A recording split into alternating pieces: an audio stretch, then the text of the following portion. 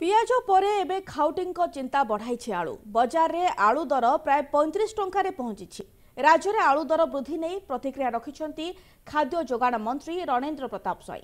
विभाग तरफ सजग अच्छु असाधु व्यवसायी उपर नजर रखा जाइछे।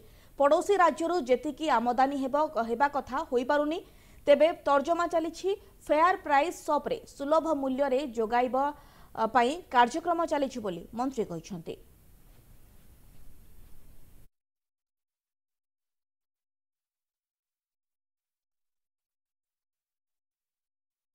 विभाग तरफ आम सजग अच्छु। विभाग तरफ आम जब होर्डिंग न हम से पूर्ण मात्रा रे ऑर्डर दि जाइए एवं सबु जगार असाधु व्यवसाय जमती न हो पार से नजर रखाई सारा राज्यर विभिन्न